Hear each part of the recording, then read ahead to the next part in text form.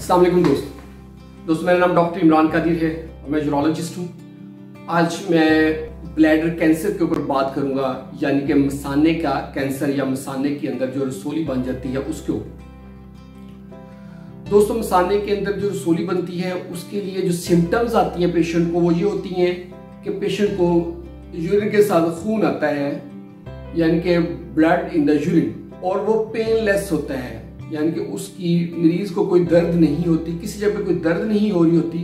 Patient white करने जाता है, यूरिन के अंदर उसको खून नजर आता है, या सारा यूरिन ही खून से फुल होता है, या पिंक कलर का यूरिन आता है जो लगता है कि जैसे अंदर खून मिक्स है।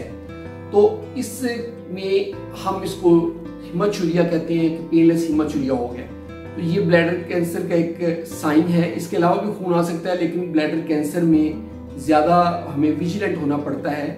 तो इसमें होता ही है कि अगर ये रसोली छोटी है तो इसका साइज सपोज हम कहते हैं कि 2 × 2 सेंटीमीटर है, ब्लैडर के अंदर है।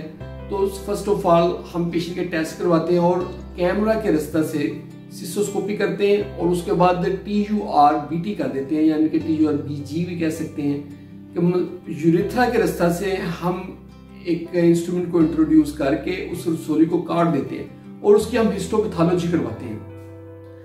दोस्तों, अगर हमने सारी रसोली निकाल दी है और उसमें उसकी बेस से हम जो जहां रसोली निकाली उसकी जो बेस है, यानी कि कहने उस रसोली की जड़ों का एरिया है, वहां से भी हम एक स्पेसिमन लेते हैं हिस्टोपैथोलॉजी के लिए। ये दोनों स्पेसिमन जो हमने काटे हैं मसाना के रास्ते से, यूरेथ्रा के रास्ते से जाके मसाना में से, उसको हम लैब में भेज देते हैं टेस्ट के लिए।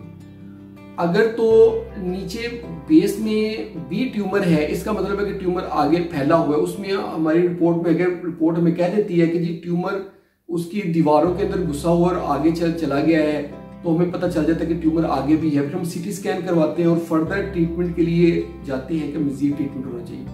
और बहुत दफ़ा तो ये होता है कि ये रसोली हम ऊपर से उतार देते हैं, नीचे उसका वजूद नहीं होता, तो इसमें ये रसोली से जान छूट जाती है।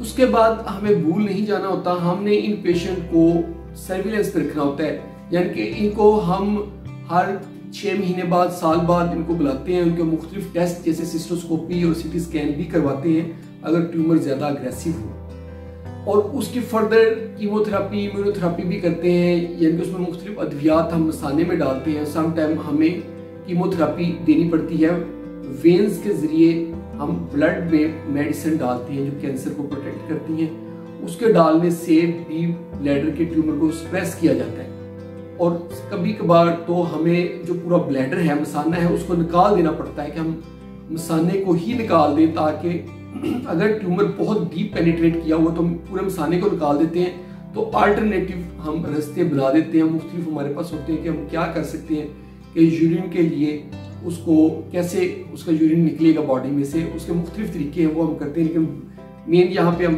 टॉपिक पे मैं रहूँ तो ये कि हम मसाने को निकाल देते हैं ताकि रसोली वाला कैंसर वाली चीज बाहर निकल जाए। ये थी मसाने की रसोली या ब्लैडर कैंसर के ऊपर बात। अब थोड़ा सा इस पे बात कर लें कि ये ज्यादातर किस टाइप की होती है। ये होती है ट्रांजिशनल सेल कार्सिनोमा, TCC हम इसको कहते हैं। और इसकी जो सबसे मेन काज है वो है स्मोकिंग। स्मोकिंग की वजह से ये बहुत प्रिविलेंट है, स्मोकर्स में ये बहुत आम होती है। स्मोकर्स के अलावा ये किन में होती है? जो रंग डाई का काम करते हैं, जैसे जो कपड़े को रंगते हैं, डाई करते हैं डाई इंडस्ट्रीज में, या फिर जिनकी अपनी शॉप्स होती है और डायर्स होते हैं, और दुपट्टा वगैरह रंगने के लिए, कपड़े रंगने के लिए लोग उनको दे के जाते हैं, तो वो उनको रंग करते हैं, उनमें ये कॉमन होती है। पेट्रोलियम के साथ इंडस्ट्री के साथ, जो पेट्रोलियम इंडस्ट्री के साथ जो रिलेटेड लोग हैं उनमें ये कॉमन होती है। इसके अलावा जो वॉच इंडस्ट्री है उनमें ये कॉमन होती है। केमिकल इंडस्ट्री के साथ, लेदर इंडस्ट्री के साथ जो रिलेटेड होते हैं उनमें ऐसे केमिकल्स यूज होते हैं जिनकी इनहेलेशन से या बॉडी में पेनिट्रेशन से ये कैंसर हो सकता है।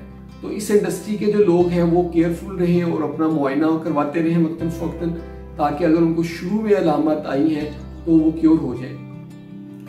जो प्रोलॉन्ग सिटिंग वाले लोग हैं, जैसे ड्राइवर हजरात हैं या जो कंसल्टेंट्स हैं जो हर ज्यादातर बैठे रहते हैं, या जिनकी एडमिनिस्ट्रेटिव जॉब होती है, ज्यादा सिटिंग की जॉब होती है, उनमें भी प्रोलॉन्ग सिटिंग की वजह से प्रोलॉन्ग जो है यूरिन स्टे करता है ब्लैडर में, उसकी वजह से भी ये होता है।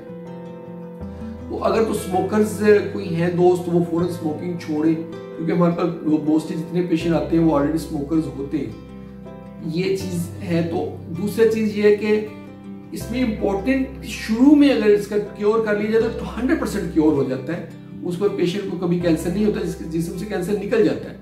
अगर इसमें जितना लेट करते जाते हैं उतना ही प्रॉब्लम बढ़ता जाता है, और सम टाइम हम मसाना भी निकाल देते हैं लेकिन फिर भी पीछे कैंसर के असरात रह जाते हैं। तो दोस्तों, इसको एज अर्ली एज पॉसिबल जिस्म से रिमूव करवाएं और 100% क्योर हो जाएंगे। अगर जितना लेट करते जाएंगे उतना ही प्रॉब्लम बड़ा होगा, उतना ही ट्रीट करने में मुश्किल होगा, उतना ट्रीटमेंट ज्यादा पेशेंट के लिए बियरेबल नहीं होगा। पेशेंट बहुत तंग आ जाएगा कि पहले उसके कैमरा से डाल रहे हैं, फिर कीमोथेरेपी कर रहे हैं, फिर मसाना निकाल रहे हैं, बड़े बड़े कट लग रहे हैं, और एक्सपेंसेस, फाइनेंशियल बर्डन बहुत ज्यादा आएगा, एक्सपेंस बहुत ज्यादा आ जाएगा, और हॉस्पिटल्स के ऊपर बर्डन बहुत ज्यादा बढ़ जाता है जितना अर्ली कर, और फिर भी ट्यूमर पीछे रह जाता है। तो दोस्तों, इसमें टेक होम मैसेज ये है कि अगर किसी दोस्त को यूरिन के साथ खून आ रहा है और वो पेनलेस है, यानी उसमें दर्द नहीं हो रही, तो उसमें फौरन ट्रीटमेंट करवाया जाए, as early as possible treatment करवाया जाए और लेट ना किया जाए। दोस्तों, आई होप कि मेरी वीडियो आपको पसंद आई होगी। आप इसको दोस्तों के साथ शेयर करें। बहुत बहुत शुक्रिया।